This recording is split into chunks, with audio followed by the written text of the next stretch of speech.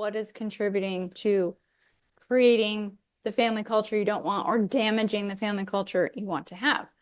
And so the main categories: lack of identity, lack of connectedness, and then a lack of hope. And I think in a lot of ways, almost everything we come across can fall into one of these.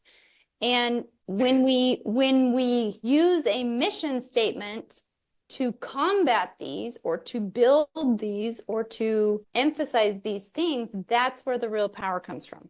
So like the first one. Well, hold on. That's huge because I get to work. I know, but I get to work with people every single day, and a lot of people are lacking all three. Oh, absolutely. I see that all the time. It's huge. Yeah. It's a huge deal. And that is, as we're going to look at, that is what's contributing to or causing pretty much most, if not all, of the problems we're facing as a family, in our families. So like lack of identity. This can cause identity crises in your family, specifically with the individuals, but as the individuals suffer a crisis, so does the family. The family suffers. And opposite, the other way too. Oh, yeah. If the family doesn't have a real identity, right, then the individuals will struggle as well. Exactly. Yes. And I think that that's the main point of talking about a family vision, is that if we do not have a family identity, then our children and ourselves will struggle having a personal identity. And as a result, well, yeah, see, we don't have the family identity, we don't have a moral or principle-based identity, and we don't have the personal identity, Yep. Then that's where we get anxiety, we have a loss of self-worth, rage and anger come, depression, suicide. All of these things are linked to lacking identity or having an identity that's just weak, not healthy or weak. Exactly. Then the next piece is connectedness, a lack of connectedness. And the research actually shows that a young person's brain specifically, but I think this is true for everyone, is hardwired for two different types of connection.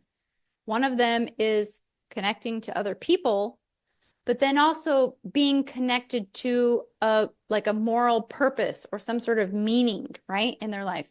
If they don't have those two things, they feel disconnected from others and they feel unattached from some sort of meaning or purpose. They'll struggle with anger, violence, self-harm, depression, substance. There's actually studies about this. This is legit. This isn't just our idea here. There are studies proving that this lack of connectedness contributes to all of these problems, because it's when we feel, in fact, there is a study done on rats, which you might think, oh, rats, my children aren't rats, but there's still insightful things to be learned by studying animals. And they would put rats in a cage by themselves, and they would give them access to water laced with, I think it was cocaine. And it was interesting that the rats would get addicted to the cocaine. But if they had the rats in a cage with other rats so that they had social interaction, they had connectedness, even though they had access to the cocaine-laced water, they did not get addicted to it. The biggest determining factor was whether or not they had a social structure around them. And I think that that's totally true with humans. So powerful. If we have connectedness to other people and some sort of meaning and purpose in our life, that prevents most of these things from occurring, if not all of them, because that becomes our safety net. Third one, lack of hope. So like connectedness, hope comes in two forms: hope for a better future and hope to be able to contribute to that better future. And I find that this is just so powerful. And this has been a huge part of our life, which I think it manifests itself in our life in the form of trips or experiences, which our family gets excited about. But it's this idea of simply having something to look forward to. Having some idea or better future to look forward to is exciting and motivating and gives meaning and purpose to life. And then especially if you feel, as a young person, especially feeling that you get to contribute to that better future and that you will be needed and appreciated. as a participant in that future. That's huge. So when we have that in place, it makes a gigantic difference in the connectedness we feel as a family because we're working together to create this better future. You know, I mean, I don't know how many times we've used like the upcoming trip on our schedule as motivation to do all kinds of things, which ends up bringing us together. I mean, cleaning, organizing, moving.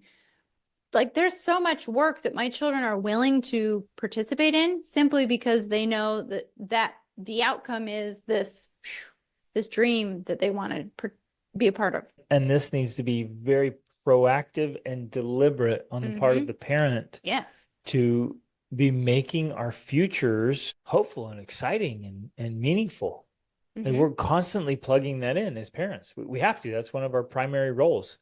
But if we as adults and our kids have nothing to look forward to, nothing to plan for, nothing to be excited about, nothing to participate in, no way to contribute, it just feels blah. Like, what's the point? Right. What is the point? We're just and the default that occurs in that situation, you know, life is like a vacuum. And if there's a void, it's filled with something. And so I have found if these things are lacking, if you're missing a sense of identity, personal and family identity, if you're missing connectedness, if you're missing hope for a better future, what fills the void is all the things we don't like. It's fighting, it's annoyance, it's frustration, it's boredom, it's devices. It's all the things we don't want that like they're symptoms of the lack of one or all of those three things. Exactly. Yeah. Right. It's like the weeds just coming in and filling up that space because guess what? There's nothing else there. Yeah. There's nothing better there. Huge, huge. It's so big. So, but like Greg kind of said, you know, this is our responsibility. You know, the question is who's raising your children? Otherwise, who is in charge of giving your children the sense of identity, feeling of connectedness, and hope? I know. Where are they going to find this positive vision of the future? Yes, Greg, where? From their parents? Yes, that is the right answer. From their parents. So, which brings us to the point, creating a family vision and mission statement. I want to pause here for a second, though, because there's obviously levels of this. It's like a scale, and there's going to be lots of levels. And I've worked with people over the years. They're like, oh, yeah, totally have a family mission, totally have this and everything dialed in. I'm like, great. Do your kids know it? Oh, yeah, I told it to them. I'm like, how many times? Oh, yeah, we presented it and hung it up. I'm like, I'll bet your kids couldn't even tell you. It's like, well, no, it's on the living room wall. I'm sure they see it every day. I'm like, no, I'm sure they don't see it every day. Like, and so sometimes we might know it and we might know it superficially. Here's the question of questions. How deeply does each member of our family know it and embrace it and internalize it, and take it on as an identity and the connectedness and the meaning? Is it all there? Well, right, because essentially if there's no involvement, if they're not involved in that, there is no commitment. They're not committed to the family vision if they're not a part of making the family vision. Right. And so it's important that we involve them in it. And of course, that's challenging because from the get-go, they're going to be like, boring. I don't want to do this. Especially if we make it boring. Especially if we make it Everyone boring. Sit down, shut up. Right. We're making a family mission statement. Like, we have to get them involved. They have to be a part of it, or else they're not going to buy into it. And in fact, I would say that the best source of ideas, I'll just go through this right now. The best source of ideas, I think, will come from your kids.